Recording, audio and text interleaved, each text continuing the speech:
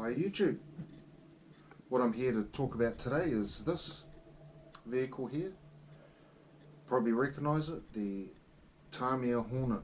Now, this is an expert semi-assembled version of the car, so it's one you don't have to build, and I tell you what, they do a great job of assembling it.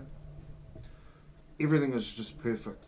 The stickers are all put on right, and that's the hardest thing when you're building these kits. Well, one of the hardest things is probably getting the stickers right, because a lot of the time you only get one shot at it, and if you put them on wrong or not straight, you try and peel them off, quite often you'll destroy them, and you'll find yourself having to buy another sticker set for them, and they can be very expensive. You're probably looking at about $30 for another sticker set, when you think the price of this car, the semi-assembled version, is around about $330 odd. So that's about 10% of the price of the car just for the stickers.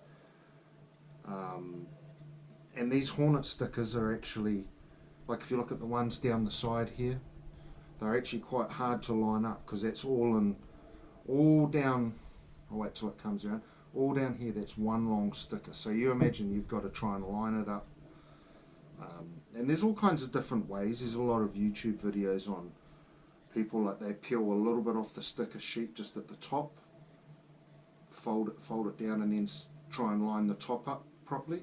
So you try and line this bit up and then pull it down slowly, but you always end up with creases in them. So, you know, I like building cars, and I've built a few Tamiya kits, and but this car here to me was very special to me. This is my first ever RC car that I got when I was about 13 years old. Well, not this particular car, but a Tamiya Hornet, a vintage one. So I wanted this car to be perfect. I wanted this car to be a shelf queen. This car will never run. It will just sit on my shelf, and this is what got me started in the hobby.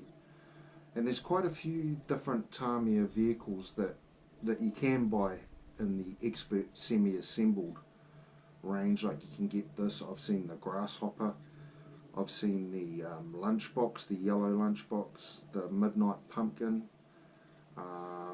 That's sort of in my country, that's what you can get. Other countries you can actually get a few. Oh, that's another one I saw the other day, was not the Rising Fighter, there was another fighter, but I can't remember what it was called.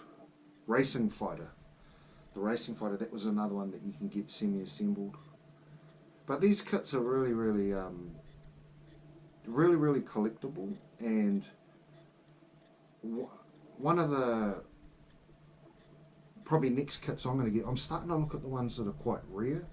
Like I saw one the other day on an Australian website I've never seen before, and it was the Tamiya Lunchbox Cherry Red Special Edition, and it even had on the thing, they were actually sold out. They're waiting, you could pre-order them, or they're waiting for more stock to come in. But I want to get my hands on one of them, because very, very rare. You've also got the Lunchbox Black Edition, which is another car that's probably not quite so rare. There's a few of them around, but give it time, they'll be really rare. So these are the kind of cars you need to have, even if you just have them and build them or keep them in the box as a collector's item, because they will be a collector's item at some stage. Things like this, not so much. Dime a dozen. I'll show you another vehicle I've got here that I really enjoy, and I really enjoyed building. This is probably my second favourite Tamiya. What's happening there? Probably my second favourite Tamiya car, and you guessed it, the Midnight Pumpkin. This is the Midnight Pumpkin Black Edition. So this comes in the form of a kit with a painted body. Now the standard Midnight Pumpkin, I'm pretty sure the body does come painted anyway. I'm not 100% sure on that. Like, it's actually the first one I've built, but I really enjoyed building this kit. It was a little bit of a challenge in some parts, like the shocks were a bit of a challenge. Gearbox all went together really well. The shocks were a little bit of a nightmare. Stickers, a lot of people say the stickers are a nightmare, but I really took my time with them and I got them right. Apart from, if you look on the back tailgate there, the Tamiya, I didn't put it on straight. You'll see it when it comes around. Should have been more centered. But it's, yeah. But I got all of the flames all right, and a lot of people, they stuff them up. And many people end up buying another set of stickers to try and get it right. But I was lucky, and I really took my time. Like I stayed up till 2 o'clock in the morning building this car.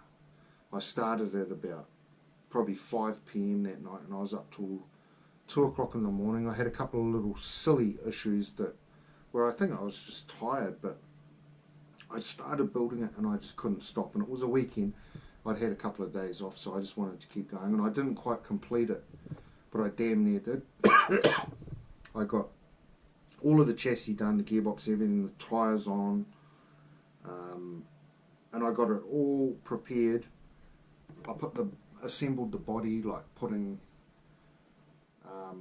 the roll cage, the roll bars on there, and the spotlights, put the windows in, got it all prepared for the next day. All I had to do to finish it was the stickers, and I waited till the next day because I didn't want to do it when I was tired, because I'd probably rush through it or I wouldn't be thinking straight. But I suppose, like, when I build these kits, I do get like that. I start and I don't want to stop. I just want to keep doing them. And yeah, I don't know, they're quite addictive. I'll show you my other kit that I built.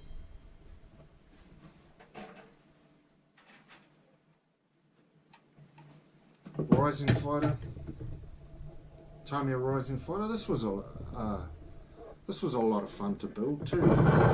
This one here, what I did was, I had a really busy, kind of stressful week at work. So I just built this through the week. You know, every day when I got home from work, I started building it, and I'd do like an hour a night.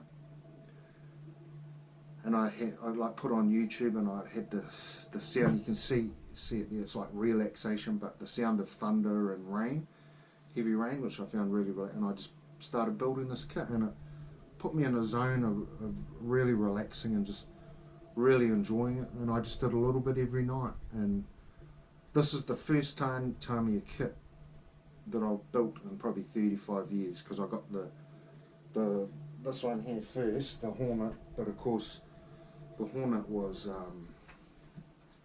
already built, so I didn't have to do anything with this except take it out of the box. But this one here was a kit, body come painted, so I didn't need to worry about that. And I had a few issues, like mounting the motor. It's like the screws just weren't quite long enough to actually grab the motor and hold it. So God, I probably spent, I don't know, I couldn't tell you, probably 2 or 3 hours just trying to mount that motor. I don't know why it was so difficult.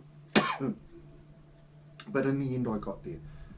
And it was a learning curve, because when you do your first Tamiya kit, well, my first kit in 30 years, it's like recharging the mind, trying to bring those memories back. And the first kit I ever built was, a Hornet, a vintage Hornet. The body was just a Lexan clear body, so I had to paint that, and it took me a while, but I got there and I did a pretty good job. I did a pretty good job of that Hornet, and I remember there was something that I did wrong. It just wouldn't quite go, because I got the kit where you got everything, the ESC, your transmitter, your receiver and everything, and I remember I got it and it just wasn't, the message wasn't getting to the wheels. It was turning on and everything. I could hear the ESC, the transmitter and that turning on, but it just wouldn't go. And my mother actually worked with a guy that used to race RC cars, And this, remember, this is going back to when I'm about 13 years old, and she asked him if he'd come and just help me. So he came that night, and I can't even remember what he did now, but he got it going just like that. And he said, you did a good job, you know, it was just the wires were wrong from memory. And yeah, but that was a great experience, and I had so much fun with that car, the Hornet. I raced it. I didn't have a lot of success, but I was racing against other Tamiya cars, and it spurred my interest in RC cars. And then, you know, life sort of comes along, and you get married and you have children, and the hobby sort of, you want to spend your money on other things, you know. But a lot of people sort of get into their middle age years and they want to relive those times when they were young and they enjoyed a hobby. And I think this is one of the best hobbies that you could have, because you're still dealing with motor vehicles that go really fast, but I wouldn't say they're not expensive. But if you compare them to a full-size motor vehicle, you want to get into racing, you need to be rich. So this is the kind of racing that any man can afford, or any woman. So that's why I found it so appealing, and that's why a lot of people find it so appealing. You go out there and you still have the feeling of racing against other vehicles, and yeah, it's just a great hobby. So although I have other cars and I want to get back into racing, I'd even like to race Tamiya. Apparently there is a club close to where I live, about an hour away, that does have a class for Tamiya cars, so that'd be awesome. I'll get into that. But you know, I got my lossy, better quality cars that I want to get back into racing. But what I'm doing at the moment is, because I've been out of the hobby for so long, is just learning to be a better driver first before I go out there and face competition. And that's what I've got to concentrate on at the moment, is improving my driving skills, trying to remember a lot of the things that I'd forgotten about, fixing things. It's slowly all starting to come back. So once I get to that stage, I'll get right back into it. But I don't want to go out on the racetrack and not be prepared. So yeah, I just want to improve my driving. I'll probably leave it till the end of the year, just practicing running on a track. I've got an RC track close to my car, quite a difficult track too.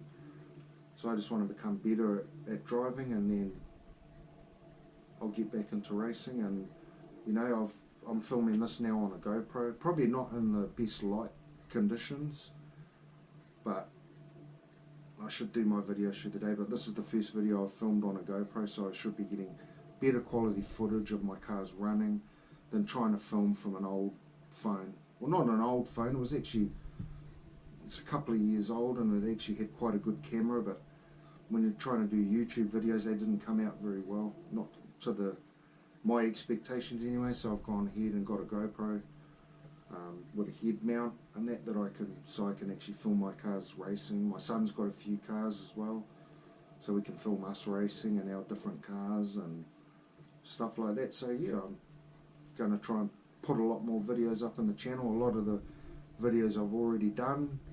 Now that I've got a GoPro, I'll probably do them again in a different way, in a better way, with better quality footage.